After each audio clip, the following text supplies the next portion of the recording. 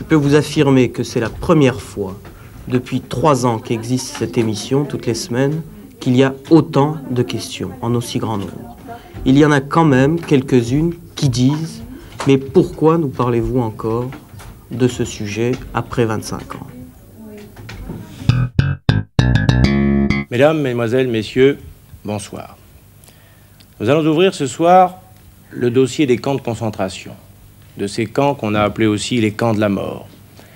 Et ceux de nos invités qui ont accepté de venir ici ce soir dans cette émission, dans cette série des dossiers de l'écran, pour parler de ces camps et pour répondre à vos questions, ont longtemps porté pendant des mois, des très longs mois et pendant des années même, des matricules et seulement des matricules. Aussi, je préfère, ce soir exceptionnellement, demander à ces invités de se présenter eux-mêmes. Mika Warni, arrêté le 9 mars 1944, à Paris avec toute ma famille. Auschwitz, Ravensbrück, Neustadt, matricule 76-208. Bohen Jean, arrêté pour fait de résistance le 8 mars 1943, incarcéré à la prison d'Amiens jusqu'au mois de septembre 1943, où je fus dirigé premièrement sur Compiègne, puis ensuite sur Buchenwald, où on m'a attribué le numéro matricule 21056. Parti 8 jours après sur le camp de Dora, que j'ai quitté pour aller au camp d'Elrich au mois d'août 1944. Reparti ensuite à Dora, quitté le 4 avril pour arriver à Bergen-Belsen le 10 avril 1945, où je fus libéré le 15 avril 1945. Jean Schir, j'ai été le numéro 81 795 à Buchenwald. J'ai été arrêté avec 62 de mes camarades, prêtres, séminaristes, je n'étais pas prêtre à l'époque encore, au milieu d'ouvriers français à Cologne, Rhénanie.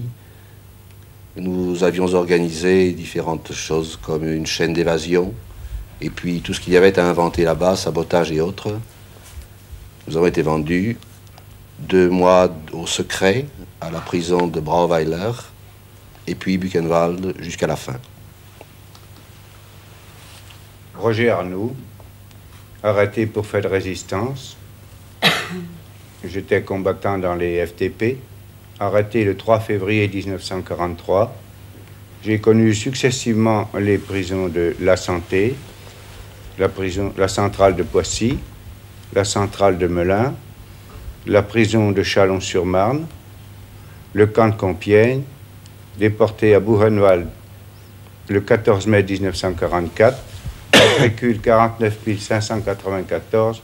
J'ai été libéré à Buchenwald le 11 avril 1945.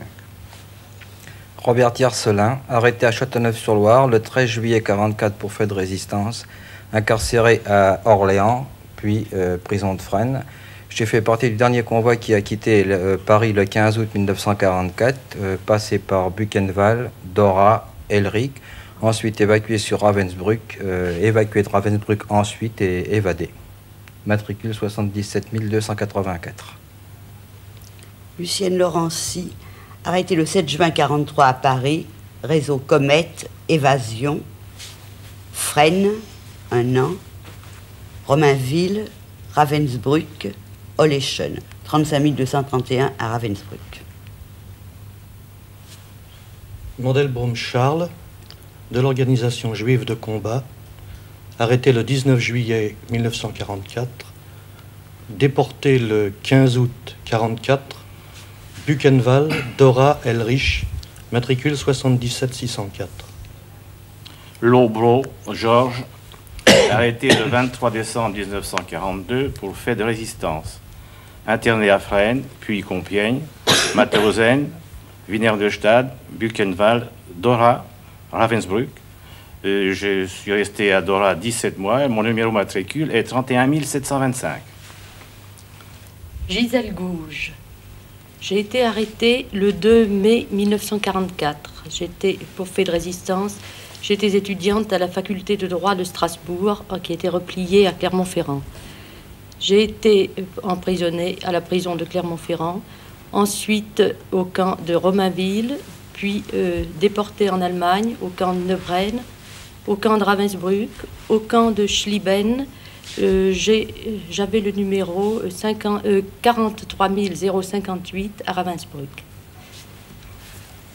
Le Roi, j'ai été arrêté le 30 septembre 1943 à Vichy comme chef départemental de la Résistance.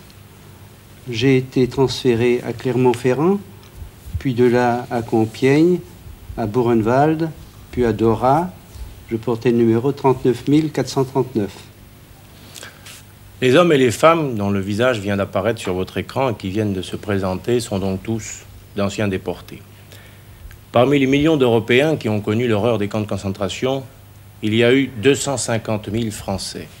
Et sur ces 250 000 Français arrêtés et déportés pendant l'occupation, 30 000 seulement ont survécu. Je dis bien 30 000 sur 250 000. Et nos invités ici ce soir sont quelques-uns de ces survivants. Ce qu'ils ont vécu, ce qu'ils ont souffert, ils n'aiment guère le raconter. Il est rare, en effet, et vous avez pu le constater autour de vous, qu'un ancien déporté raconte facilement, je dirais presque avec complaisance, la vie des camps. Il est même possible que certains de nos invités ce soir n'aient pas tout raconté à leur propre famille.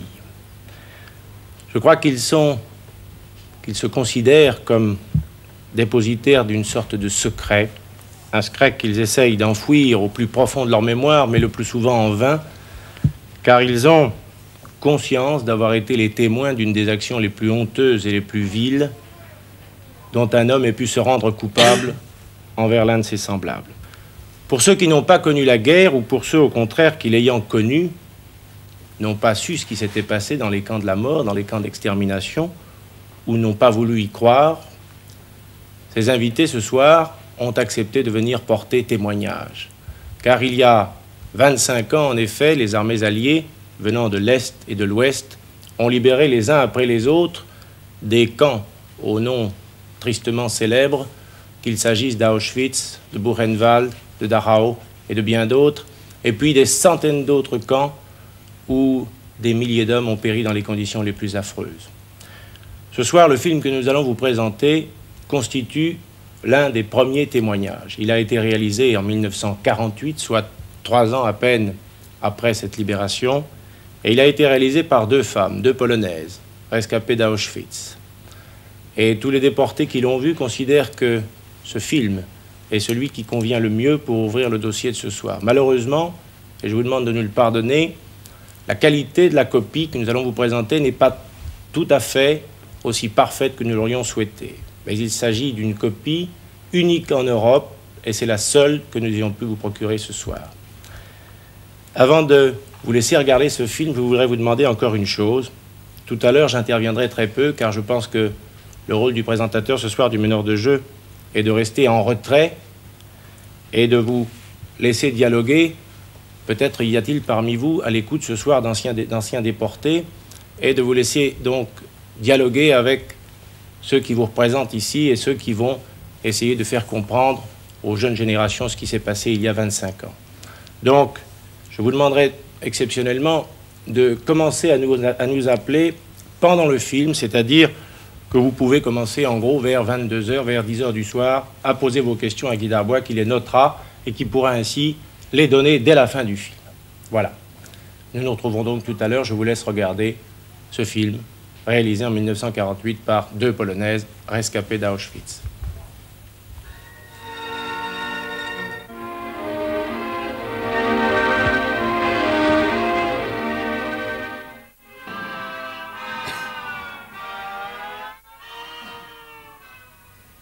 Eh bien, Guy Darbois m'a appelé il y a un instant pour me dire qu'il avait déjà reçu beaucoup d'appels. Je vous avais en effet demandé tout à l'heure d'appeler dès le début du film, enfin dès 10h, dès 22h, et vous avez été très nombreux à le faire. Guy Darbois a déjà beaucoup d'appels. Pour ceux d'entre vous qui ne l'auraient pas encore fait et qui voudraient le faire maintenant, je vous rappelle très brièvement le procédé téléphonique que vous connaissez déjà très bien.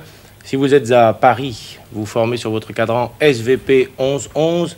Si vous êtes en province et que vous disposez de l'automatique, vous faites le 16, le 1 et ensuite SVP 1111. Et si vous n'avez pas l'automatique, eh bien vous avez naturellement recours à l'opératrice. Sans plus attendre, Guy Darbois, quelles sont les questions qui vous ont parvenues? Eh bien, les premières questions, en fait, doivent faire référence au film. Et elles s'adressent à tous nos invités de ce soir. Et on pourrait la donner en deux parties, cette question. C'est quels échos a réveillé en vous ce film, la projection de ce film?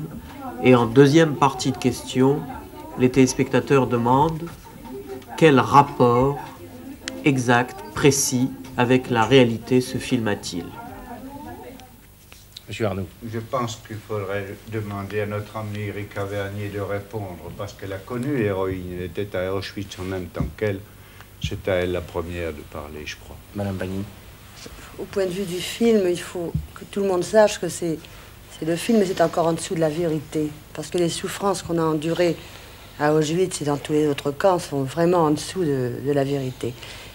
J'ai connu Mala parce qu'elle était interprète et c'est grâce à elle si je suis en vie maintenant, parce qu'elle avait, en tant qu'interprète, elle pouvait nous mettre dans des commandos plus ou moins difficiles. Enfin, le mien, elle m'avait mis au chou commando, c'est-à-dire qu'il y avait un toit sur ma tête et j'étais pas obligée de partir tous les jours dans la neige et avec des températures sous moins 20 degrés.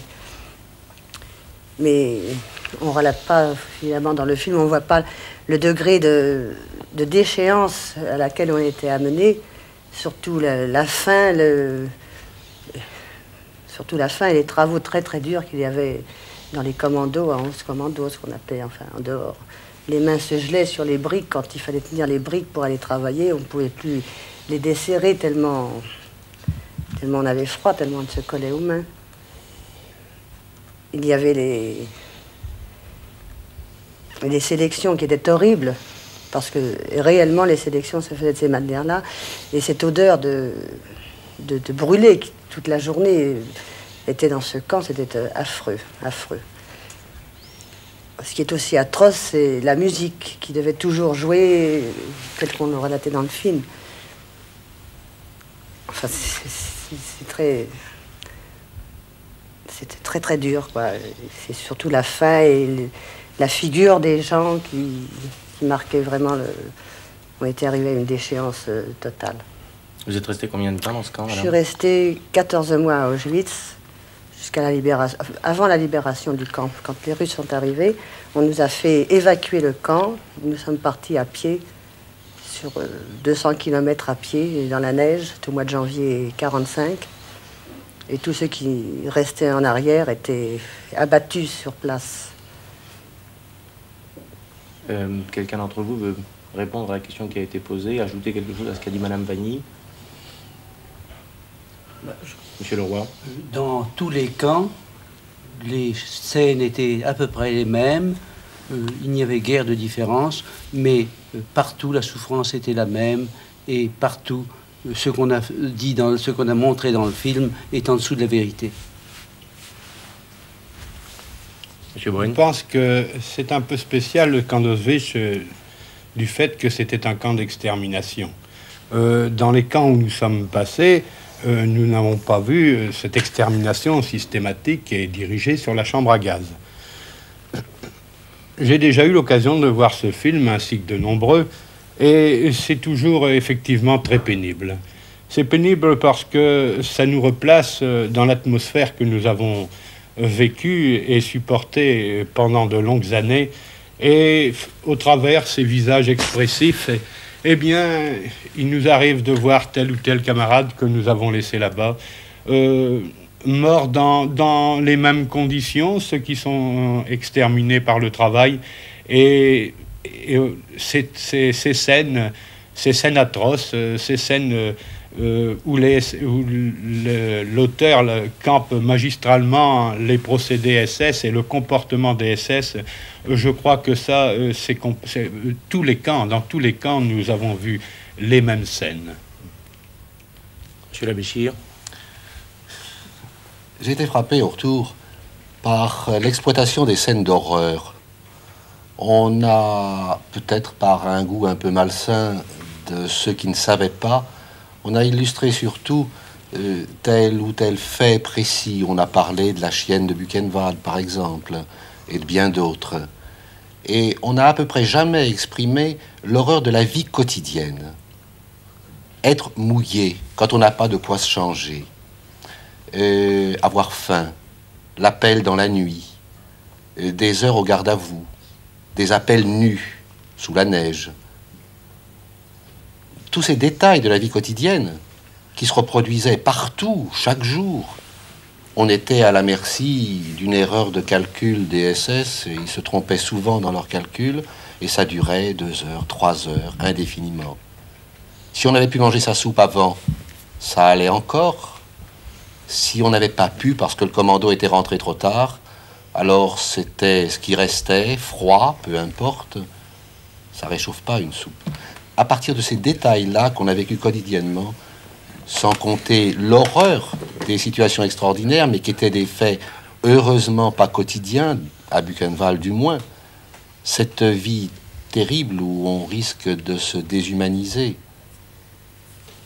ça, on ne l'a pas dit. C'est pas facile de le dire. Et puis on aime bien parler de ça, finalement. Non. Pourtant, il faudra en parler parce que... Madame Bagny. Il faudrait prendre la journée d'un déporté du moment à laquelle il se lève jusqu'au soir. C'est presque impossible à raconter maintenant, mais enfin, il faut quand même dire que on se levait, c'était encore la nuit, il fallait on allait à l'appel, et l'appel durait quelquefois 2 heures, 3 heures, plutôt plus que 6 heures, surtout à Auschwitz. Quand il manquait quelqu'un, il fallait tout recommencer et tout recompter. Et là, ensuite, c'était le départ pour les commandos. Alors, quand il y avait bien un commando bien défini qui devait aller à tel endroit, enfin, que les gens savaient où ils allaient, c'était très bien. Mais quand il fallait faire la chasse pour trouver des gens, pour les envoyer dehors, pour travailler dehors, alors c'était des chasses épouvantables avec la schlag. C'était terrible. Et puis, comme disait l'abbé Schir tout à l'heure, il pleuvait, il neigeait, surtout, on était dans la boue, tout le temps dans la boue. Il y avait toujours la faim qui vous tiraillait parce qu'on mangeait très très peu. C'était juste une soupe à midi et une petite ration de pain le soir. Et revenir après trempé, on se recouchait la nuit avec nos vêtements trempés, on n'avait pas de quoi changer. Et c'était encore avant de se coucher des appels interminables qui n'en finissaient pas. Je ne sais pas si on dormait 3 ou 4 heures dans la nuit, c'était pas davantage. Il y avait aussi des convois qui arrivaient, on les voyait arriver, les convois. C'était la chose la plus horrible. Quand nous sommes arrivés, nous ne savions pas ce que c'était qu'un convoi, une sélection, nous ne savions pas. C'est après qu'on l'a su.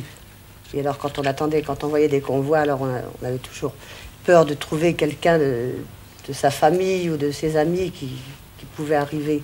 Et les convois, c'était les sélections pour eux, c'était atroce. C'est ce qu'il y avait de plus atroce.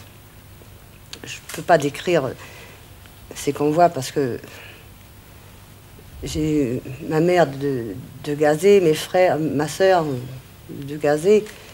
Sur le moment, je m'en suis pas rendu compte. Quand on nous a séparés à l'arrivée sur le quai, on ne savait pas où on allait. On mettait les vieux d'un côté, les jeunes de l'autre côté. Et sur un train de 1000 personnes, il en rentrait pas plus d'une centaine dans le camp.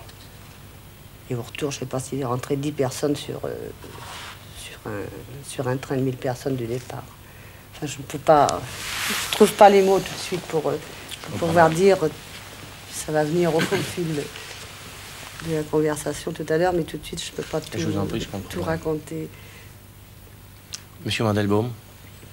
Je crois qu'il faut souligner également la promiscuité et la subtilité de l'administration SS qui avait mélangé, qui avait fait un amalgame de toutes ces nationalités. Par exemple, à Dora, nous étions une vingtaine de nations, de citoyens, une vingtaine de nations mélangées. Et parfois, on accordait certains avantages aux uns au détriment des autres. Et les capots étaient nommés en fonction, disons, de critères sociaux, si je peux m'exprimer ainsi. En général, des droits communs, des criminels, qui détestaient tout le monde, en particulier les résistants, les politiques. Et il y avait cette lutte pour la conquête, si vous voulez, d'un certain pouvoir administratif. Parce qu'en fait, les SS se contentaient de superviser l'administration du camp, mais l'administration elle-même du camp, que ce soit le Politische Abteilung, c'est le département politique, ou Arbeitsstatistik, les statistiques du travail, étaient entièrement entre les mains de ces voyous. Et c'était d'autant plus pénible qu'il n'y avait aucun contact possible avec ces gens. Et c'est ça, justement, qui a fait, si on veut, la subtilité. Et ce qui a provoqué probablement un gros pourcentage de pertes qui auraient pu être évitées si on avait pu s'entendre, disons, si on avait pu conquérir le pouvoir dans les camps comme ça s'est passé en 1944.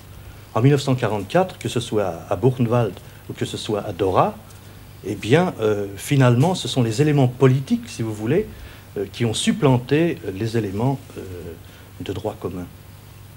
Et je crois que là, mes camarades seront d'accord avec moi pour le dire. Monsieur Arnoux. Je suis tout à fait d'accord avec ce qu'il dit.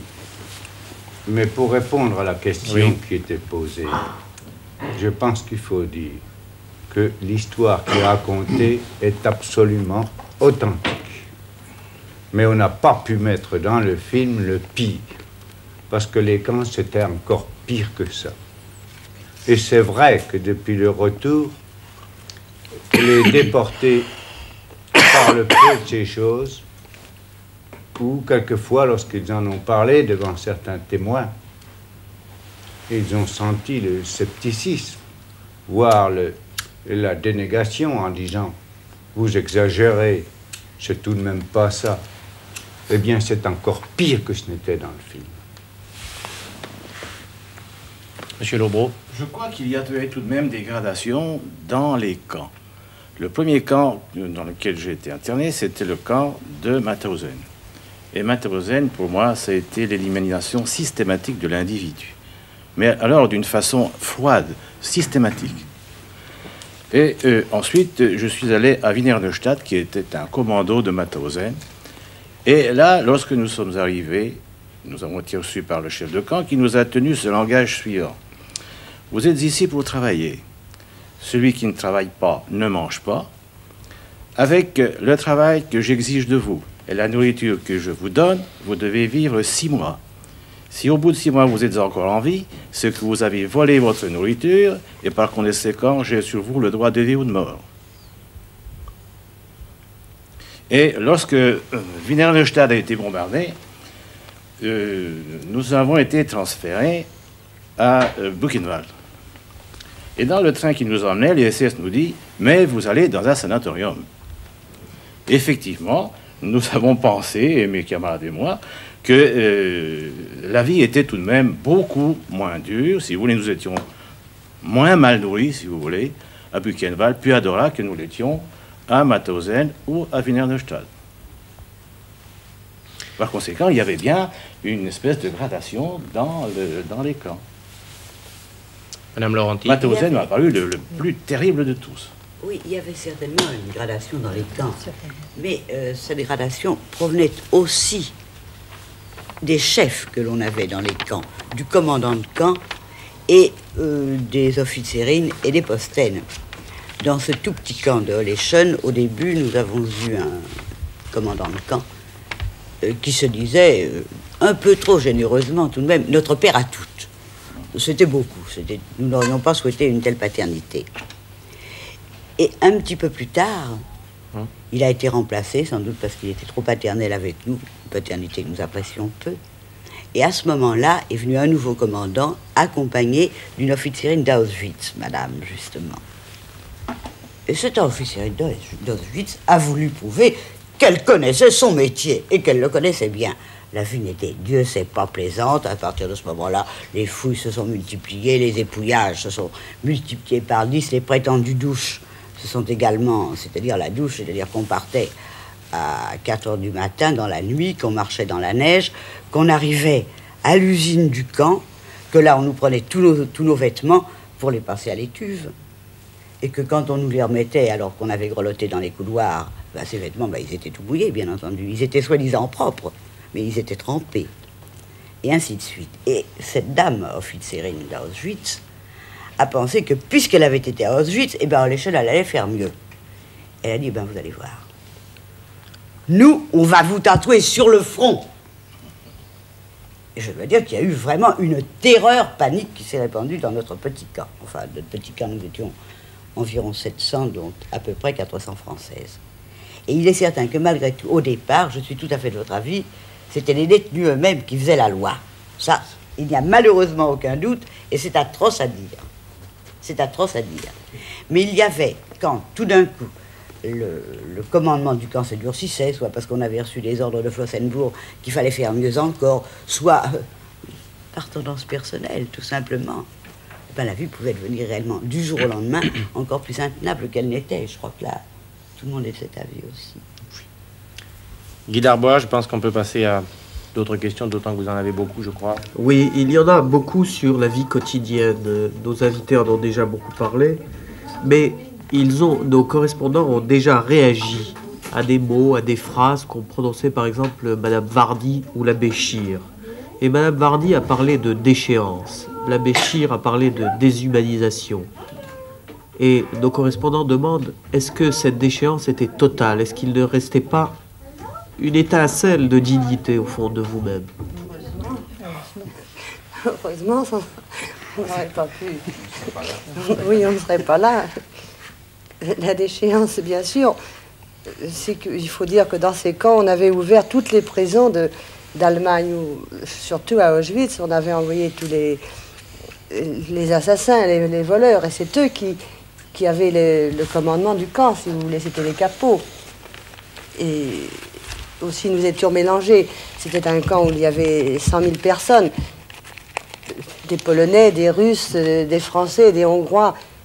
Personne ne parlait de la même langue. Et on était arrivés justement à mettre toutes ces personnes, on n'était pas en contact les unes les autres. Moi j'étais avec des Polonaises ou avec des Allemandes, je ne comprenais absolument pas ce qu'on me disait, il n'y avait aucun moyen d'échange, de communiquer, de parler, c'était pas possible.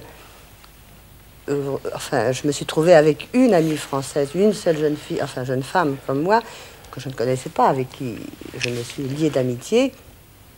Et c'est grâce à ça qu'on a pu tenir et qu'on a pu revenir. Mais c'était ça la déchéance. C'était quand nous allions chercher la soupe, c'était des cubes de 50 litres. Enfin, c'était très très lourd à porter. Il y avait là d'autres détenus qui étaient affamés aussi, qui se jetaient sur nous. Et à coups de bâton qui nous prenaient notre soupe. On ne pouvait vraiment pas se défendre contre ça. On était forcé de laisser la soupe et puis de partir. C'est ce qu'on pouvait faire. Enfin, ça, on était battus, on était roués. Enfin, même entre nous. Enfin, c'est terrible à dire, mais entre déportés, il y avait là toutes sortes de gens qui étaient déportés. Et c'est à ça que les Allemands voulaient arriver. Ils voulaient qu'entre nous-mêmes, on s'entretue. Mais c'est parce que justement, on est resté quand même digne. Enfin, on a pu résister. Il fallait avoir le moral. Ceux qui n'ont pas eu le moral, pas que le moral, il y a eu les souffrances physiques aussi. On ne pouvait pas lutter contre le typhus, on ne pouvait pas lutter contre toutes les infections qu'il y avait au camp. C'était pas possible, contre les poux, contre tout. C'est pour ça que beaucoup de gens sont morts. Et puis surtout la faim. La faim. Il y avait des personnes qui sont rentrées au camp. Toutes sont rentrées bien portantes. Mais quand à Auschwitz on a ouvert les portes, il y avait beaucoup de personnes qui pesaient que 27 kilos et 26 kilos. Et moi-même, je pesais 27 kilos quand je suis sortie du camp. Monsieur l'abbé. Je crois qu'il est certain que le régime des camps de concentration avait un but de dépersonnalisation et tendait à déshumaniser nous tous qui y étions et tous nos camarades qui y sont restés. Cette déshumanisation, c'était le numéro. On n'avait plus de nom. Il fallait répondre à un numéro et rapidement. Le costume, la façon de couper les cheveux. Un mois, la rue au milieu du crâne, la strasse. le mois suivant, la crête, comme des chevaux de cirque. Des gens à qui on ne parle plus que par cri, par ordre, des gueulements, mais rien d'humain. Et puis, tout bêtement, avoir faim. Quand je me rappelle certaines expériences, j'ai été tenté de voler le pain de camarades quand on crève de faim. Cette tentation de récupérer ce que l'on peut. Heureusement, je crois que l'isolé était perdu d'une certaine façon. Ce qui nous a fait tenir, ce sont toute une série de relations, de petits groupes où l'on s'épaulait les uns les autres. Il arrivait à tout le monde de connaître un jour ou l'autre un moment de cafard, un moment de faiblesse. Le fait d'en parler, le camarade qui venait et puis qui vous montait jusqu'à la place d'appel, le petit geste de rien, c'était énorme. Continuer simplement à dire bonjour. Ces petits gestes de la vie quotidienne qu'on maintenait dans un univers qu'on voulait brutal, etc. On pourrait prendre tant et tant d'exemples. Oui, je crois aussi qu'il faut parler de la torture morale. C'est qu'il n'y avait pas que la torture physique. Alors, un exemple, par exemple, au camp d'Elric, à Noël 44, il y avait un grand sapin sur la place d'Appel. Ce sapin était entièrement décoré de lampes électriques.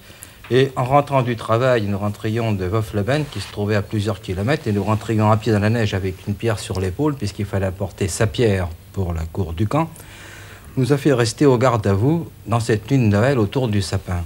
Et je connais énormément de camarades que ça a marqué terriblement. Et beaucoup d'ailleurs s'étaient fixé cette date de Noël en disant « je tiendrai jusque-là ». Mais il n'y a pas de doute que le moral y était pour quelque chose, parce que Noël s'est passé, est arrivé, il ne s'est rien passé. Il y a des camarades qui sont morts, mais comme ça, simplement, parce que c'était passé, la date était passée. Et c'est ça qui est terrible, cette torture morale d'une nuit de Noël passée autour d'un sapin. Pour beaucoup, ça évoquait tellement de choses qu'il y en a qui n'ont pas tenu. Monsieur Borrell. Moi, je pense que nous nous heurtons ce soir à la chose à laquelle nous nous heurtons depuis que nous sommes rentrés. C'est l'impossibilité de transmettre et de traduire. C'était deux mondes absolument différents. Ici, c'est ici. Avec un vocabulaire qui représente des choses, qui représente des sentiments. Et le camp, pour nous, c'était là-bas. C'était là-bas et c'est quelque chose absolument d'intraduisible. Nous nous heurtons, nous avons l'habitude les uns et les autres de vouloir en parler, notamment aux jeunes.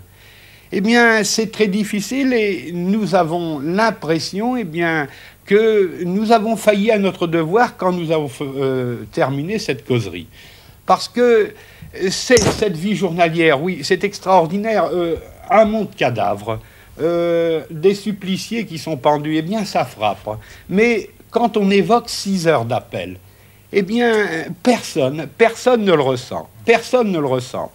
Quand on évoque un morceau de pain perdu ou un morceau de pain volé, et cette tentation de prendre un morceau de pain, quel est celui d'entre nous, celle d'entre nous qui ne l'a pas senti une fois. Et au moment de faire cette solidarité, quand vous demandez une cuillerée de soupe ou un morceau de pain, eh bien, il faut situer les choses dans le contexte où elles étaient. On passe dans les rues, maintenant on voit du pain dans les poubelles. Mais là, nous avions 100 grammes de pain. C'était une chose qui était absolument indispensable pour vivre quelques jours. Eh bien, on nous a demandé d'en donner 10 grammes pour quelqu'un qui était plus atteint que nous. Eh bien, personne d'entre nous l'a fait spontanément. Absolument personne l'a fait spontanément. Il y a eu cette réaction d'égoïsme qui est quelque chose d'humain. Et la grande victoire, eh bien, c'est que nous l'avons fait. La grande victoire, c'est que tous nous l'avons fait, et c'est ça justement. Le but des SS, eh bien, c'était d'avilir. D'avilir l'homme pour le rendre abject vis-à-vis de lui-même, vis-à-vis de ses camarades déportés, pour donner d'autant plus de force au bourreau. On frappe beaucoup plus facilement quelqu'un qui semble abject que quelqu'un qui est digne. Et je pense que cette expérience du camp eh bien, il y a d'autres choses à en parler qui sont au-delà des tortures, qui sont au-delà des statistiques de la mortalité, mais qui sont en définitive, eh bien, la victoire de l'individu qui est pétri de notions qui ont été inculpées par la civilisation, et puis, en réalité, eh bien, entre les bourreaux et ceux qu'on présente comme des victimes et qui représentaient l'homme, eh bien, ce sont les victimes qui ont gagné. Et nous sommes ici pour en témoigner parce que sans ces notions chèrement acquises, chèrement défendues, eh bien, pas un d'entre nous serait rentré et pas un pourrait en parler. Et peut-être bien que la chose n'aurait pas existé à l'heure actuelle. Guy Darbois. Eh bien, je pense que nos invités ne peuvent pas en vouloir aux téléspectateurs qui leur posent des questions aussi simples sur la vie quotidienne que quel était le nombre d'heures de travail par jour, le nombre de jours par semaine, la composition des repas, les heures des repas. Monsieur Lobreau. J'appartenais à un commando d'électriciens au tunnel de Dora. Et nous travaillions 12 heures par jour. Il y avait deux commandos, un commando de français et un commando de russe. Des chiches, on appelait des chiches, le chiche de jour, le chiche de nuit. Et nous travaillions donc 12 heures par jour. Nous avions en principe 12 heures de repos, mais ça n'était jamais 12 heures de repos, puisqu'il y avait toutes les séances de désinfection, de dépouillage, enfin, c'était infernal, n'est-ce pas? Et il y avait une journée, le jour où on changeait de brigade, si on peut dire, nous avions une journée de repos, c'était le dimanche. Mais malgré tout, c'était tout de même 12 heures par jour, c'était 12 heures par jour. Soit de jour, soit de nuit. Et les appels... Oui, mais les appels venaient dans les heures de repos. Les appels étaient pris sur les heures de repos et quelquefois ça représentait 3 heures, 4 heures. C'est ça, on avait, même pas, on avait, je pense, quelquefois 4, 5 heures de repos, c'est tout par jour. Il fallait travailler ces 12 heures. Les appels, y compris le dimanche. Y compris le dimanche, oui. Monsieur Tiercelin. Oui, je voulais dire, au camp d'Elrich, nous travaillions, nous, à Vaufleben, qui était à côté de Dora. Eh bien, dans les derniers mois, avant nous y allons par le train, en wagon, et il n'y avait plus de la voie utilisable. Alors nous allions à pied, ça faisait plusieurs kilomètres pour aller, plusieurs kilomètres pour revenir, et le soir, comme je vous l'avais dit, avec une pierre sur l'épaule. Alors, nous partions le matin de très bonne heure pour pouvoir faire justement ces 12 heures de travail. Nous partions à pied dans la neige, nous faisions notre journée, nous attendions après un moment encore à Vaufleben, nous reprenions la route à pied avec notre pierre sur l'épaule, nous rentrions au camp, il y avait l'appel, et ça se terminait environ vers 11h ou minuit.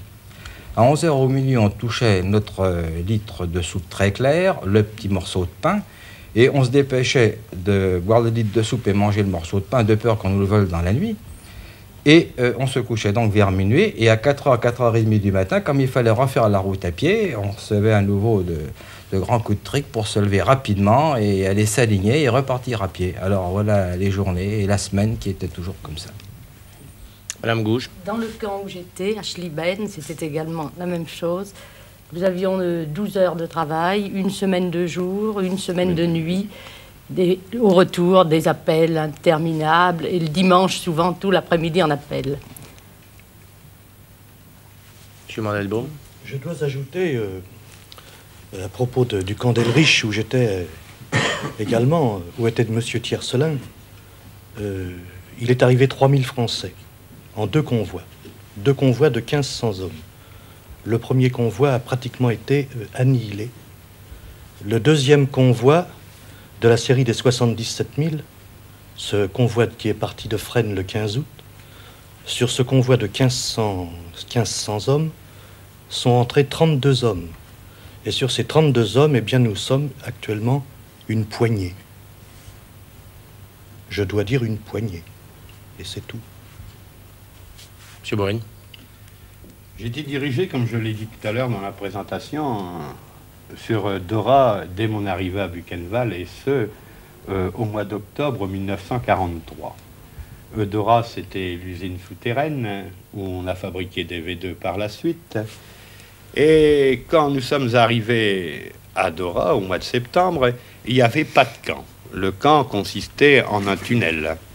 Et nous sommes arrivés à 10h du soir, nous avons commencé à travailler à minuit. Il n'y avait donc pas de cuisine, il n'y avait pas de bloc, il n'y avait absolument rien. Nous avons eu pendant 15 jours, 3 semaines, un quart de rutabaga cru et puis un peu de pain. Et nous avons travaillé là-dedans 12 heures par jour, dans l'obscurité pour la plupart, parce que ce n'était pas électrifié, c'était des lampes à acétylène, et sans voir le jour, évidemment, sans water, absolument sans water, sans boisson. Et pour donner une statistique, le camp de Dora a, au mois de novembre, occupé 3000 déportés, et dans le mois de novembre, il en est mort 1680 sur 3000. Puisqu'on ne peut pas rendre, justement, c'est le froid, c'est la faim, c'est la sensation. Ça ne peut pas s'expliquer, on ne peut pas le faire ressentir, c'est ça qu'on ne peut pas. Les horreurs de la sélection. Nous avons, je vous interromps une seconde et je vous prie de m'en excuser, mais nous avons reçu, nous continuons à recevoir à SVP des centaines et des centaines d'appels. Donc je crois que maintenant vous avez pu, M. Bohen l'a très bien dit tout à l'heure, essayer d'exprimer vos sentiments, essayer de nous faire comprendre ce qui s'est passé il y a quelques 25 ans. Alors je vais vous demander de bien vouloir accepter de répondre maintenant brièvement à toutes les questions qui sont posées par les téléspectateurs, et je crois que ainsi le vœu de M. Bohen sera peut-être exaucé et qu'on pourra, à l'aide de vos réponses, les plus nombreuses et les plus brèves possibles, faire comprendre ce que c'était là-bas, comme vous disiez tout à l'heure, M. Bohen. Guy Darbois. Eh bien, il y a un terme qui a beaucoup frappé l'esprit des téléspectateurs, c'est celui de capot. Comment devenait-on capot, demande un correspondant de Cap-Breton, et au prix de quelles conditions? Monsieur Mandelbaum. Eh bien, capot, c'est l'abréviation du mot allemand qui veut dire KZ, Polizei, KZ qui veut dire Konzentrationslager, et Polizei que tout le monde connaît, c'est-à-dire policier du camp. Il y avait en fait deux types de policiers du camp. Il y avait les capots, qui étaient les policiers des commandos de travail, et il y avait les Lagerschutz, qui étaient les policiers à l'intérieur du camp, pour faire régner l'ordre à l'intérieur du camp. Comment on devenait capot? Eh bien, simplement par ses aptitudes à frapper n'importe qui. Il fallait avoir déjà de bons antécédents de criminels pour devenir un capot. À part ça, il est arrivé que finalement, à la fin, autour de 1944, certains Français soient devenus des capots. Mais on ne frappait pratiquement plus à Dora à partir de ce moment-là. Et à Buchenwald, quand les politiques, aussi bien français qu'allemands, ont pris la direction du camp, les Lagerschutz et les capots se sont humanisés, disons. Est-ce qu'ils voulaient se dédouaner pour... Mais enfin, à l'origine, c'était des criminels, qu'ils soient tchèques, qu'ils soient polonais en particulier, ukrainiens, tziganes. Nous avons connu un tzigane à Dora, ou à Elrich plutôt, qui tuait tous les matins un homme pour se faire la main. On ne peut pas dire que c'était des êtres absolument normaux, n'est-ce pas? Voilà le critère, à peu près, la description du capot, qui était parfaitement nourri d'ailleurs, qui possédait des bottes et qui dormait dans une pièce particulière. SVP? Non. En quoi consistait-elle et comment avez-vous passé au travers, avez-vous pu passer au travers de ces sélections? Madame Wagny. Sélection, enfin, vous voulez dire sélectionner.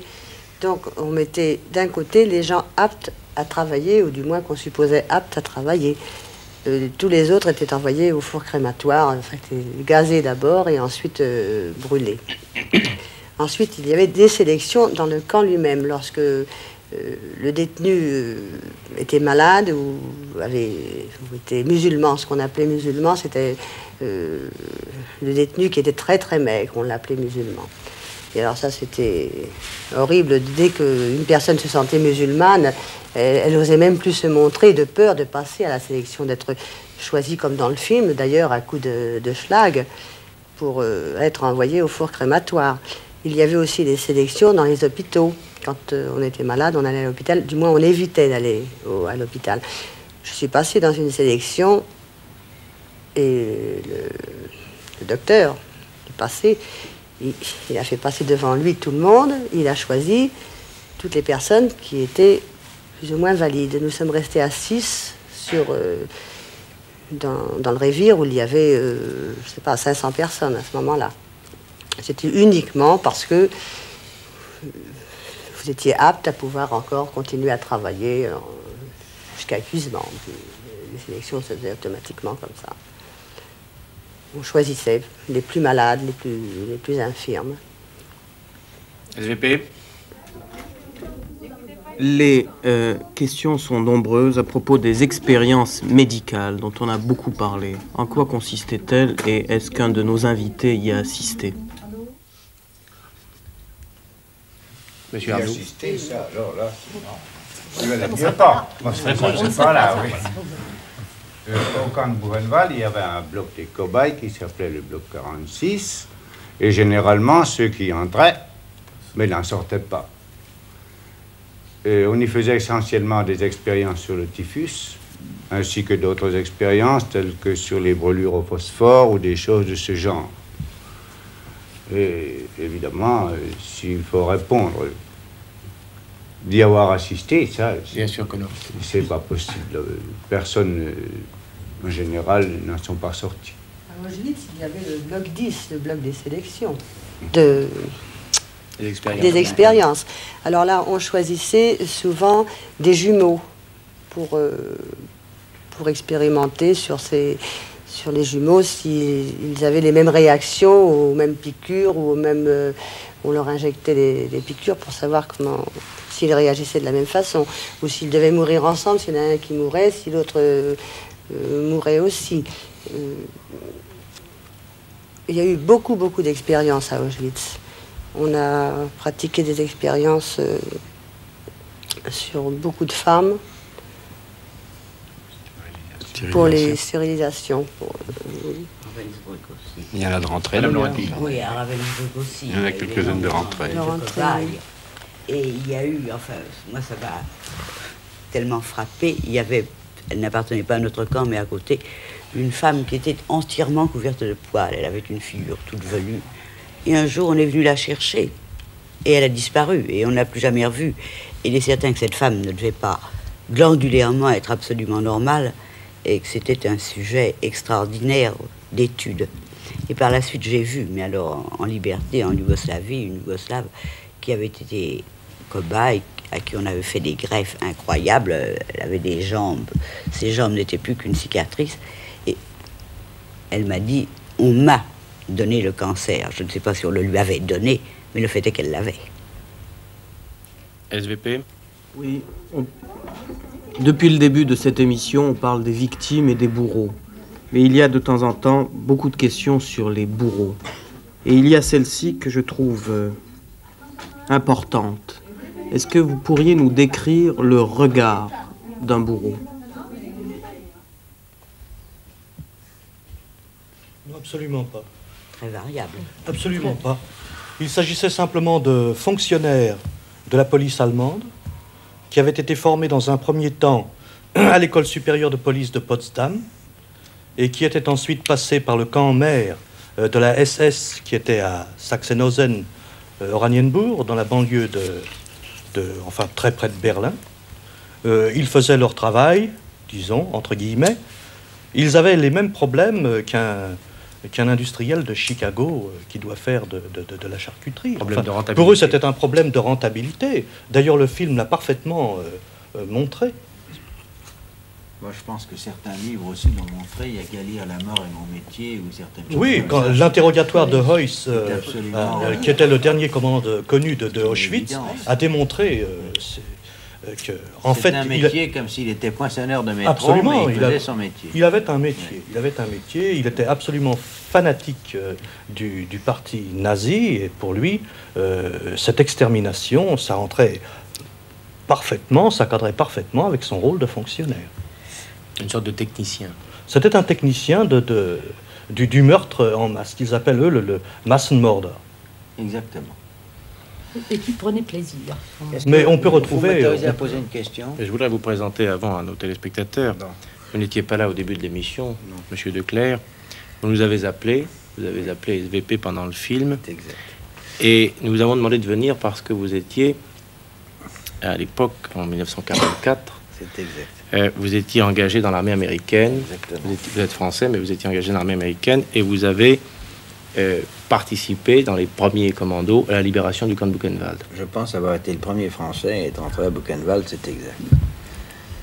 Au mois d'avril, ou enfin, je ne sais pas exactement quelle date, c'était une petite escouade de scout cars, comme on les appelait, qui faisait partie de la 3e armée américaine du 20e corps. Et je pense avoir été le premier Français à entrer là-dedans. Mais j'aimerais énormément vous poser une question qui est la suivante et qui me chipote terriblement. Mon impression, évidemment, a été atroce car j'étais très jeune. Je n'avais pas notion ni idée de camp de concentration quel qu'il soit. Donc ça a été un petit peu une découverte. Pas un petit peu, mais beaucoup une découverte. Et une espèce de stade d'horreur. Et il y avait beaucoup de Français à Buchenwald. Et j'avoue que ce qui m'a surtout, je dirais, choqué dans le sens propre du terme, c'est que il n'y a pas eu d'espèce d'exubérance, si vous voulez, de libération. J'entends bien, c'est pas un Français, un Américain, que ce soit un Russe ou autre, ça n'a absolument aucune importance. Il y a eu un passage à vide qui a duré une semaine, puisque j'y suis resté une semaine dans le cercle, où les gens ne réalisaient pas que c'était fini, que ça avait commencé, que ça pourrait recommencer ou que ça allait recommencer dans l'autre sens. Enfin, c'était assez étonnant. C'est très curieux, si vous voulez. Alors, j'aimerais que quelqu'un puisse me donner une réponse là-dessus. Vous comprenez, ce n'est pas comme le condamné à mort où on va faire sauter la porte de sa prison et puis on le sort et on dit « Mon vieux, tu es libre ». Non. Il y a eu là une espèce de passage à vide, c'est comme ça que je peux l'exprimer, je pense, où les gens ne réalisaient pas qui, que, quoi et comment. Enfin bref, ça a été un blanc. Et c'est une chose qui m'a toujours étonné et qui m'étonne encore. Alors si vous pouvez me donner une réponse, j'aimerais beaucoup la connaître. Ben, je peux répondre même assez longuement sur la question, j'étais là. Mais il y a quelque chose, et moi aussi, qui m'échappe dans ce que vous dites. Il faudrait qu'on puisse savoir exactement le jour et l'heure que vous êtes venu. Les premiers Américains que nous avons vus, c'était le 11 avril, vers 4 heures de l'après-midi. Moi, je pense que c'était une colonne blindée. Un scout car. Ah, non, il y avait au moins 5. Ah non, alors c'est pas les premiers. Les premiers, c'est une colonne blindée qui était composée d'environ une dizaine de chars. Ils ne se sont pas arrêtés, enfin, ils sont venus jusque devant le camp. Oui. Ils ont poursuivi leur chemin et ils ont été libérés Weimar, qui a été libéré quelques heures plus tard. Oui. Et c'est seulement après que Mais à ce moment-là, la libération du camp, elle était faite. Pour nous, elle était faite depuis midi. Exactement. Depuis 2 heures de l'après-midi, les détenus s'étaient libérés eux-mêmes. Et puis en plus, il faut penser qu'il y a eu pendant les 10 jours qui s'étaient passés une atmosphère qui était extrêmement différente de la vie habituelle du camp. Toutes les évacuations qu'il y avait eu, quand les évacuations se sont arrêtées le 9 avril, il y a eu une atmosphère nouvelle qui s'est créée, un silence qui planait là-dessus. Et on a préparé l'opération armée de libération du camp. Et le moment d'exubérance, il a eu lieu à ce moment-là. Et vous êtes sans doute arrivé quelques heures après, ou dans la soirée. Mais les troupes américaines qui sont venues pour occuper le camp, pour prendre possession du camp. Oui. Parce que le lendemain, on était pratiquement livrés à nous-mêmes. Il n'y avait plus personne. Il venait juste une jeep avec quelques officiers de liaison, des choses comme ça. Il y avait des journalistes, des reporters de presse. Mais l'unité américaine qui est venue pour prendre possession du camp de Buchenwald et des détenus et apporter des vivres, c'est seulement le 13 avril à midi. Entre le moment où les chars américains qui ont passé dans le coin sont passés, et où réellement on est venu occuper le camp, c'est passé 2 jours. Monsieur Labégire. Je voudrais raconter deux faits. Au moment de la libération du camp, c'est-à-dire le 11 avril, j'étais au Revire, non pas l'hôpital du camp, mais les baraques où on essayait de soigner les malades qui étaient entassés là. On a entendu du Revire qu'il y avait une bataille, des coups de feu. On a appris très vite que le camp se libérait, mais il aurait fallu voir à ce moment-là, et filmer, le moment de folie que ça a été dans le Revire. Dans le Revire, nous n'avions pas une tenue complète, nous avions droit simplement à une chemise. Eh bien, tout le monde se baladant en chemise, un unijambiste que je revois, mais sautant sur la seule jambe qu'il avait, hein, mais c'était délirant. Je ne peux pas l'évoquer comme cela. Hein. C'est un premier fait. Un deuxième fait, c'est que très vite, il y a eu une ambiance, j'allais dire, un peu de crainte et de terreur. Parce que on était libre, c'est vrai. Mais ce qu'on craignait, c'est que les Allemands envoient bombarder le camp. Le camp qu'ils n'avaient pas pu faire sauter, dont ils n'avaient pas pu incendier ni les baraques, ni brûler les déportés qui restaient vivants. Nous étions plus de 21 000, je crois bien, à ce moment-là, environ. On vivait dans une terreur. Et les avions américains qui passaient, les armées, les avions militaires qui passaient au-dessus de nous, on ne savait jamais ce que c'était. N'était-ce pas un retour des Allemands voulant tout liquider? Ce qui expliquerait un peu que vous n'ayez pas trouvé une ambiance délirante si vous êtes arrivé quelques heures. J'ai trouvé une ambiance qui n'était pas d'ambiance, monsieur. Ce n'est même pas une ambiance délirante ou négative ou positive. C'est pas d'ambiance du tout. On a eu l'impression, si vous voulez, que la chose continuait. Je garde encore cette impression, voyez-vous. C'est-à-dire qu'autrement dit, les règles du camp continuaient à l'époque où elles étaient avant que je ne les ai connues, puisque je ne les ai pas connues, moi, dans le sens où vous tous les avez connues. Mais on a eu l'impression que, si vous voulez, le fait que ça soit libéré ou non, il y avait encore le modus vivendi qui restait, indépendamment du fait que vous n'aviez plus les types sur leur tour avec leurs mitrailleuses. Vous avez quand même probablement pu voir immédiatement que la cour du faux crématoire était bourrée de cadavres nus, entassés. Je l'ai vu. Et on ramassait des camarades tous les jours. Et c'était une chose atroce d'être libéré, et chaque jour, des camarades libres mouraient et ne reverraient pas la France. Oui. C'était atroce. Je pense qu'on a répondu à la question que pouvait se poser M. Declercq en pénétrant pour la première fois dans ce camp de Buchenwald. Je voudrais, si vous le permettez, que nous retournions à SVP pour d'autres questions. Guy Darbois.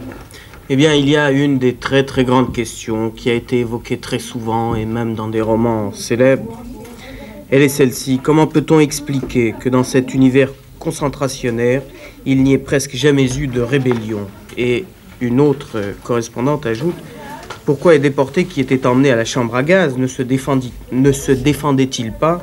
Autant mourir en se battant, dit-elle. Parce qu'il n'y avait pas de mitrailleuse. Se battre avec quoi? C'est le roi. On ne pouvait pas se battre avec des points très faibles de gens qui pesaient 30 kilos au moment où la question se posait. Et on ne pouvait pas se battre contre des gens armés. Autre chose aussi qu'on ne dit pas. On ne disait pas qu'on allait à la chambre à gaz. Personne n'en savait rien. On nous emmenait à la douche pour prendre un bain, pour prendre une douche. Et une fois qu'on nous enfermait, enfin qu'on nous enfermait, pas moi bien sûr, qu'on enfermait les gens sous prétexte de leur faire prendre une douche, on glissait des cartouches de gaz par les cheminées qui étaient donc à Auschwitz. Et on gazait tous les gens, donc il n'y avait pas, il ne pouvait pas y avoir rébellion. Et comment pouvait-il y avoir rébellion quand on emmenait des femmes avec des enfants se battre contre quoi? Contre qui? Avec quoi? Des mitraillettes au poing, c'était pas possible. C'est ce que les gens ne peuvent pas comprendre, et il faut leur faire comprendre ceci. On ne pouvait pas se battre. Je ne sais pas, moi, je vais donner un exemple. Est-ce que les prisonniers français, à la fin de la guerre, quand on les a emmenés dans les camps, ils pouvaient se battre, c'était quand même des soldats. Est-ce qu'ils se sont battus? Ils sont allés dans les camps de prisonniers. Eh bien, pour les femmes, c'était la même chose. Pour les gens qu'on déportait, on ne leur disait pas où on les emmenait. On leur disait, on va vous emmener autre part, et puis c'est tout. Quand on nous a enfermés dans les camps, dans les wagons à bestiaux, on nous a enfermés, c'était scellé. Quelle rébellion il ne pouvait pas y avoir de rébellion. On n'y allait pas comme des bêtes à l'abattoir, bien sûr, c'est pas vrai. Parce qu'on ne pensait jamais que l'Allemagne pouvait faire des choses pareilles. C'était pas possible, c'était impensable. C'était impensable. SVP. Mais s'il n'a pas pu y avoir de rébellion, c'est encore une correspondante qui pose cette question. Avez-vous au moins pensé au suicide? Monsieur Arnaud. Non, oui, il y a eu des gens, effectivement, qui se sont suicidés, qui se sont jetés sur les fils de fer électrifiés pour mettre fin à leur souffrance. Mais je voudrais revenir sur cette histoire de pourquoi on ne s'est pas révolté. Eh bien, on ne s'est pas révolté tant qu'on ne pouvait pas le faire, mais quand on pouvait le faire, on le faisait. Et c'est ainsi que les gens de Treblinka, le 2 août 1943, après une très longue préparation, sachant qu'ils n'en sortiraient d'ailleurs, sûr de ne pas pouvoir en sortir vivant, après une longue préparation pendant de nombreux mois, ont passé à une insurrection armée qui a abouti d'ailleurs à la liquidation du camp qui n'a jamais pu refonctionner, qui a été complètement liquidé au mois de novembre suivant. Et une longue préparation qui repose en gros sur ceci.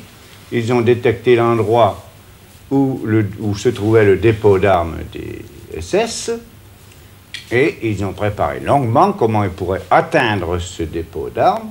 Et lorsque la chose a été au point, ça a été possible, ils l'ont fait et ils se sont battus jusqu'à la mort. D'ailleurs, il n'est ressorti que 60 à 80 survivants dans ce camp où le nombre des morts est d'au moins 700 000 et qui n'a fonctionné guère plus de 14 mois. À Sobibor, il y a eu aussi une insurrection armée. Et dans de nombreux camps, il y a eu des organisations qui ont pensé à cela, parce que beaucoup pensaient, croyaient, savaient que les SS ne voulaient pas laisser les camps se être libérés. Et dans ces conditions, dans la mesure où c'était possible, là où c'était possible, ça n'a pas été possible dans tous les camps, mais dans tous les camps où il y a eu des possibilités, une résistance armée, qui est d'ailleurs la continuation de la solidarité entre les déportés, elle a existé. Elle a existé à Mauthausen, elle a existé à Dachau, elle a existé à Sachsenhausen, elle a existé à Buchenwald. Et à Buchenwald, elle a eu la possibilité de se manifester réellement. Monsieur Borel. Moi, je voulais retenir de la première question une phrase. Autant mourir en se battant. Eh bien, je voudrais ici aborder un sujet très peu connu. Et c'est une question de sabotage qui a pris une particulièrement importance au camp de Dora, où mes camarades étaient aussi. Je l'ai dit et je le répète, le camp de Dora, c'était une usine où on fabriquait les V1, puis par la suite les V2. Or, on sait que l'état-major allemand, eh bien, misait absolument sur la mise au point de ces V2 pour gagner la guerre. Ces V2 qui devaient anéantir l'Angleterre. Eh bien, au camp de Dora, on estime que 9000 V2 ont été construites et que moins d'un dixième ont atteint leur but. Eh bien, les raisons sont simples. Les raisons, eh bien, c'est une bataille des déportés. C'est une bataille de déportés, une bataille constante. Premièrement, dans le rythme de travail, et deuxièmement, dans le sabotage, où nous étions aidés par des commandants, des camarades du commando français d'études qui nous donnaient les possibilités de saboter. Eh bien, ces choses, c'était une bataille constante, et je pense que dans le nombre de morts à Dora, eh bien, nous pouvons évaluer à 500-600 camarades qui ont été pendus ou massacrés pour avoir saboté les V2. Et c'est d'une importance extrême parce que qui sait comment aurait tourné la phase de la guerre si les V2 avaient arrivé à être au point immédiatement et qu'ils avaient fait plier le joug à l'Angleterre. Eh bien, je pense que ça, c'est tout de même apporté à l'actif des déportés qui n'étaient pas déshumanisés et qui vraiment a continué la bataille, et cette bataille journalière, et Dieu sait dans quelles conditions. SVP. Je dois dire que depuis 21h30, le Standard n'a pas cessé d'être embouteillé. Jusqu'à maintenant, toutes les lignes sont occupées. Il faut que les téléspectateurs aient beaucoup de patience s'ils veulent que leurs questions soient posées. Mais avant de poser une autre question très très importante qui intéresse vraiment des centaines de nos correspondants, Il y en a une qui doit s'adresser à Monsieur Desclères, qui est le soldat avec les Américains qui est entré dans un camp. Est-ce que Monsieur Desclères savait ce qu'il allait trouver en entrant à Buchenwald et depuis quand le savait-il? Alors, la réponse est très simple. Nous ne le savions absolument pas. Ni par les services psychologiques de l'armée, ni par quoi que ce soit. Et pour nous, Buchenwald a été une surprise totale et monstrueuse, car je ne pense pas qu'on puisse dire un autre mot. Ça a été un petit peu, étant donné que Buchenwald a été le premier camp, je crois, qui a été découvert par les armées alliées au moment de la rentrée en Allemagne. Ça a été quelque chose qui, je pourrais dire, a un petit peu changé l'optique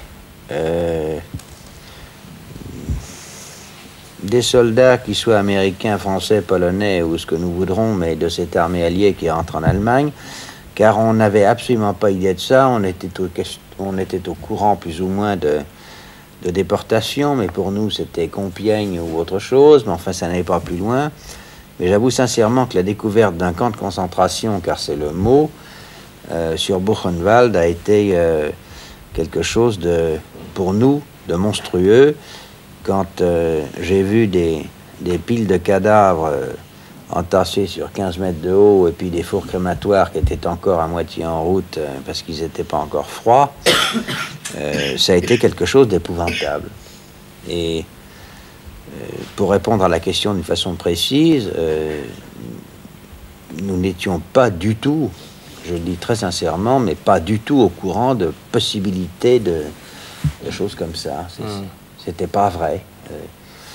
Enfin, pour nous, c'était impensable. Eh bien, on l'a vu, et la première fois à Buchenwald. Moi, en tout cas, et je pense beaucoup de mes camarades aussi.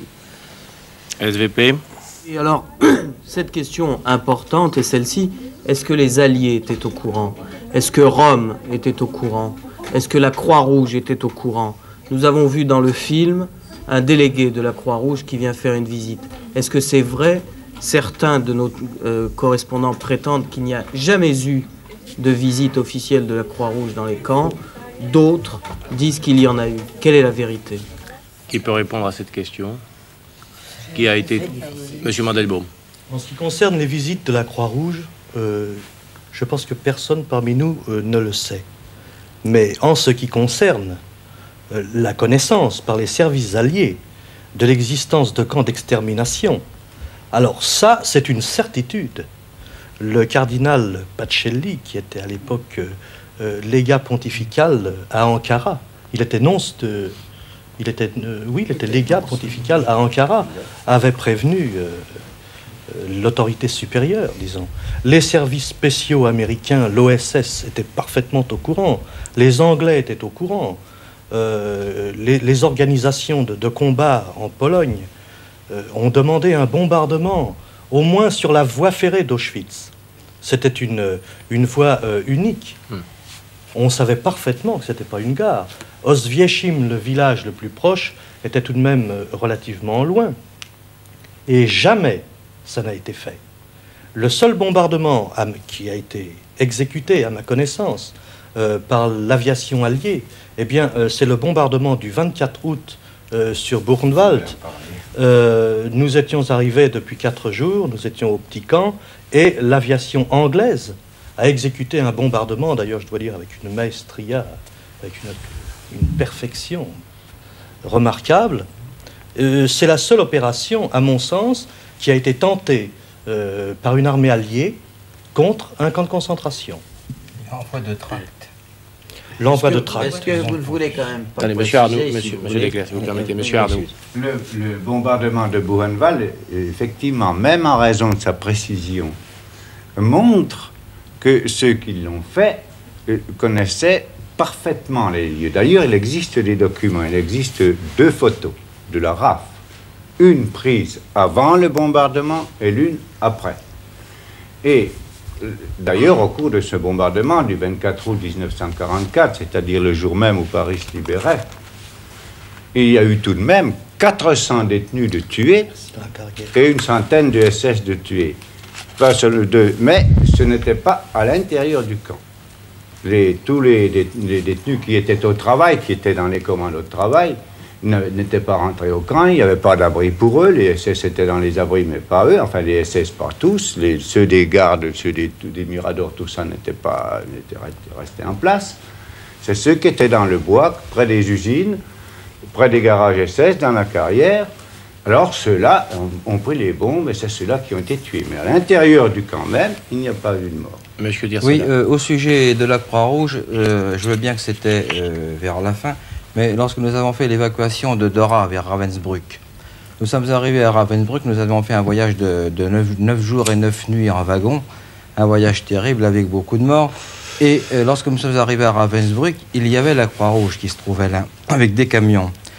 Et la Croix-Rouge a obtenu de donner directement à chacun un colis. Et elle a donné également un colis aux Russes et aux Polonais, enfin aux Russes qui ne faisaient pas partie de la Croix-Rouge. Mais enfin, ils ont eu également leur colis. Je crois d'ailleurs qu'il y en a beaucoup qui sont morts parce qu'ils ont mangé les condensés, enfin tout ça.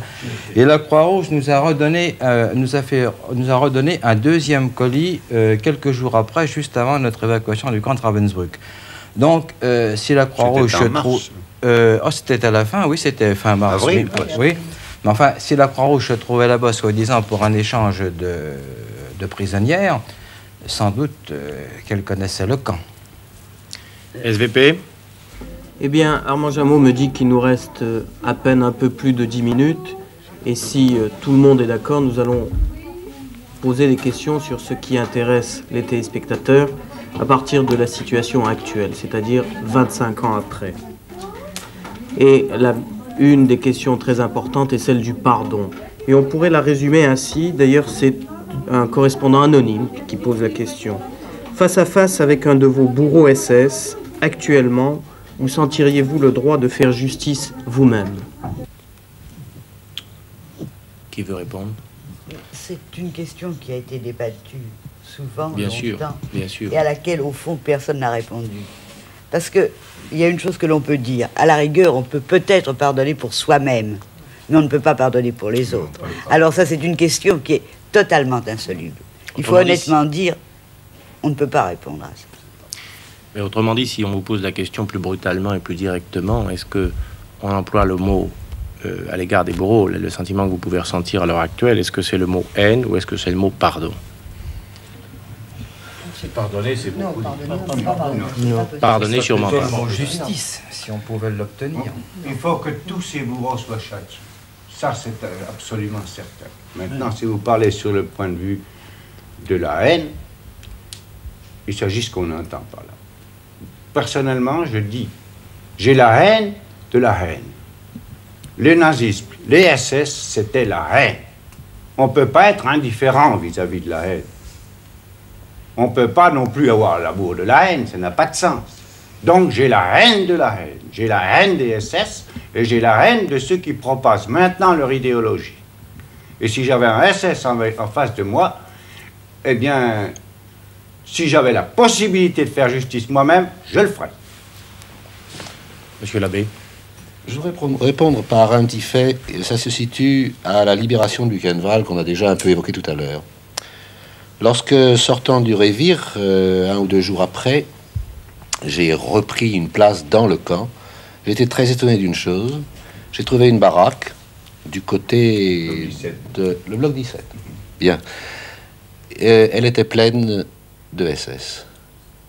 Ce qui veut dire qu'au moment de leur libération, des déportés sont trouvés encore assez maîtres d'eux-mêmes, j'allais dire assez hommes, quel que soit le traitement qu'on leur ait fait subir, pour ne pas lyncher, exécuter à ce moment-là leur bourreau. Personne ne leur aurait reproché. Ils auraient pu le faire. Mais peut-être qu'ils n'auraient pas été dignes d'eux-mêmes s'ils avaient exécuté. Ces SS ont été remis à l'armée qui nous a libérés. J'apporte une précision. J'ai participé aux opérations militaires. Nous nous considérions comme des soldats. Nous avons fait des prisonniers, environ 170. Mais il faut préciser que ce n'étaient pas les SS bourreaux du camp, mais des autres qui avaient... Les SS du camp avaient pris soin de mettre, par exemple, les SS noirs, ou des autres, oui, dans les miradors, tout ça, et eux, ils s'étaient débinés. Et les SS que nous avons capturés, c'était des soldats qui étaient dans la région, qui étaient dans les environs. Nous les avons fait prisonniers, nous les avons enfermés au bloc 17, et nous leur avons fait aucun mal. Il n'y a aucune raison, mais quand la question que j'ai répondue tout à l'heure, je répondais, s'il s'agissait, si j'avais devant moi un sommaire, hein, le rapport Führer, le fameux SS Pied de Vigne, ce que j'ai vu frapper, ce que j'ai vu tuer mes camarades, ce que j'ai vu agir pendant des mois et des mois. Alors, je ne sais pas si je me contiendrais devant un type comme ça. Pour moi, ce n'est pas des êtres humains. Je crois, enfin, j'ai beaucoup aimé la réponse de Roger Arnoux. Je crois qu'il faut être attentif à la justice. Le dilemme dans lequel on veut nous enfermer tout à l'heure n'est pas vrai. Nous disons assez souvent, un peu comme exprimant notre pensée générale, ni haine, ni oubli. On ne veut pas oublier. Et en même temps, on veut la justice. Et je ne pense pas que c'est le lieu ce soir de donner des noms, mais nous sommes, je pense, unanimes à penser que telle ou telle personnalité allemande actuelle, toujours en vie, hein, lorsqu'on évoque Tulle, lorsqu'on évoque Oradour, ça évoque aussi certains noms. Et bien, ces gens-là sont en liberté, ceux qui ont fait cela. C'est tout de même extrêmement grave. Il y a un déni de justice. Nous ne pouvons pas oublier, nous ne pouvons pas pardonner cela, non pas par rapport, comme vous disiez, je crois très bien, à quelque chose de personnel que nous aurions subi nous-mêmes, mais par rapport à ces milliers, ces millions d'êtres humains et nos camarades qui ont été exterminés par ces gens-là. On ne peut pas. SVP. Je voudrais me permettre encore 2 interventions pour terminer. La première pour poser la question suivante. Est-ce que, en redevenant des hommes et des femmes libres, votre vision du monde a été modifiée? Et je peux même dire qu'il y a une question qui s'adresse directement à l'abbé Schir. Est-ce que vous pensez qu'après avoir vécu cette expérience, on doit croire encore en Dieu? Monsieur l'abbé. Comme tout prêtre, j'ai été formé dans des séminaires, mais je crois que, comme homme d'abord et comme prêtre, c'est dans les camps de concentration que j'ai été formé. Il y a des choses que je ne peux plus voir de la même façon. Certainement, ma vision du monde actuellement, elle est tout autre. L'homme d'abord, quel qu'il soit. Je pense que dans une foi chrétienne, on ne peut pas considérer qu'il y a des races, ou des races plus dignes et des races indignes, des sous-hommes et des hommes supérieurs. Actuellement, je ne peux pas ouvrir un journal sans être vraiment bouleversé, parce que la vie humaine, qu'est-ce que c'est? 400 cadavres sur le Mékong, une bagatelle. Et on en trouve comme ça un peu dans tous les coins du monde. Or, je pense exprimer la pensée de chacun de mes camarades par rapport au respect de l'homme, au droit de l'homme. On a une sensibilité terrible. Quand on pense que des êtres humains, actuellement, je ne veux pas du tout choisir un pays en particulier, mais dans le monde et un peu dans toutes les parties du monde, des êtres humains sont exterminés systématiquement. Sans aller jusque-là, combien de gens et de prêtres aussi sont en prison simplement pour des idées? La liberté de penser et de s'exprimer n'est pas tellement grande dans le monde d'aujourd'hui. Est-ce à dire, mon père, que votre foi personnelle a été ébranlée? Absolument pas. Absolument pas, parce que je pense que cette expérience humaine, le contact avec des hommes de pays, de races très différentes, tout cela, je l'ai lu dans ma foi, c'est-à-dire dans ce qui est ce plan de Dieu sur tout homme. Dieu n'a pas créé seulement des blancs, il a créé tous les êtres humains, tous. Cet idéal de fraternité qui me semble être l'essentiel de l'évangile, du message de Jésus-Christ. Cela, il me semble que ça colle exactement avec les besoins du monde d'aujourd'hui. Vous voyez, j'ai découvert certainement une foi beaucoup plus profonde et, j'allais dire, beaucoup plus purifiée.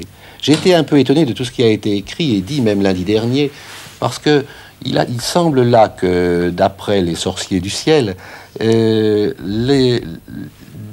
être prêtre ou être croyant dans ce monde-là, c'était obligatoirement recourir à une messe, des fois très acrobatique, derrière une porte, une ordination un peu étonnante, ou des sacrements. Mais moi, j'ai été à peu près tout le temps sevré de tout cela. Je n'étais pas prêtre encore à ce moment-là, il me restait 2 ans de séminaire à faire. Mais j'ai été au contraire forcé de me dépouiller en quelque sorte de tout l'extérieur d'une religion pour aboutir à une intensité de foi. Je nous revois encore avec 3 ou 4 de mes camarades. Nous essayions le matin à l'appel de monter sous à l'ombre, j'allais dire, de la tour de l'entrée du camp. Et pendant quelques instants, bien, nous étions là recueillis par rapport, et nous prions à cause de toute cette souffrance qui était là, hein, pour tous ces camarades qui, dans la journée, mourraient. Moi, que l'homme soit méchant, que l'homme haïsse son frère, je ne vois pas en quoi cela peut... Enfin, pour moi, cela n'atteint absolument pas un plan de Dieu. Mais je regarde le monde actuellement, en tout cas, avec cette aspiration à la dignité, à la liberté pour tout homme. On pourra ajouter. Je voudrais, si vous le permettez, prendre une dernière question qui est très importante, nous a dit Guy Darbois, et après, malheureusement, nous sommes obligés de mettre un terme à cette émission. Guy Darbois. Oui, pour conclure, je voudrais dire ceci. Nos invités ont accepté de venir pour témoigner. Et je dois leur dire que leur témoignage a certainement été largement entendu, puisque, comme ça, en regardant toutes les fiches qui sont sur mon bureau, je peux vous affirmer que c'est la première fois depuis 3 ans qu'existe cette émission, toutes les semaines, qu'il y a autant de questions, en aussi grand nombre. Et pour terminer, je voudrais simplement dire que parmi ces innombrables fiches, il y en a quand même quelques-unes qui disent « Mais pourquoi nous parlez-vous encore de ce sujet après 25 ans ?» Parce qu'on n'est pas mort. Je pense que... Monsieur Arnaud. Il faut le dire, oui. Je pense que c'est peut-être la question la plus importante de la soirée. D'abord, je voudrais dire à la suite de Jean. Bien, moi, j'ai foi en l'homme. Depuis que j'ai été dans les camps de concentration, encore plus qu'avant. Parce que précisément, la résistance, ces hommes qui étaient voués à la déchéance physique, à la déchéance morale, qui ont trouvé la force de résister, de défendre leur dignité d'homme, eh bien, cela prouve que même dans les pires conditions, il y a dans l'homme quelque chose de grand. Et c'est ça qui est la victoire de l'homme sur la barbarie, sur la sauvagerie qui est exprimée par le nazisme, par les SS. Et si on a besoin de témoigner comme cela, c'est parce que si cette expérience qui a existé, qui a pris fin il y a 25 ans, eh bien, elle pourrait recommencer. Si on ne faisait pas attention, il faut alerter, avertir. Et évidemment, il y a un aspect qu'on n'a pas discuté ce soir, c'était sur les causes, sur les raisons, comment une chose pareille a pu se produire. Parce que si on recherche, évidemment, les mêmes causes produisent les mêmes effets. Alors, si on ne fait pas attention à ces causes, une chose pareille pourrait se reproduire, et elle pourrait même se reproduire en pire. Et je pense que dans la mesure où les gens sont avertis, où tous les peuples sont avertis, ou alertés, en quelque sorte, nous transmettons un message. Et nous nous demandons que ce message soit écouté pour que jamais plus le monde ne revoie de choses pareilles. Jamais plus d'Auschwitz, jamais plus de camps de concentration. Bien, monsieur, je vous remercie, mesdames. Je pense que je ne peux rien ajouter de plus. Simplement souhaiter que votre vœu, monsieur Arnoux, soit exaucé et que votre message soit entendu. En tout cas, je vous remercie, mesdames, messieurs, d'avoir bien voulu participer à cette émission. J'ai dit tout à l'heure qu'il était rare, en effet, de découvrir des anciens déportés qui veuillent bien accepter, aussi librement que vous l'avez fait ce soir, de répondre à des questions et de revivre un passé extrêmement douloureux. Merci donc de l'avoir fait, merci donc d'avoir répondu aux questions de nos téléspectateurs. Quant à vous, mes téléspectateurs, j'espère que nous avons pu répondre à toutes vos questions. Je vous remercie de nous avoir prêté attention et je vous donne rendez-vous mercredi pour un prochain dossier de l'écran. Bonsoir.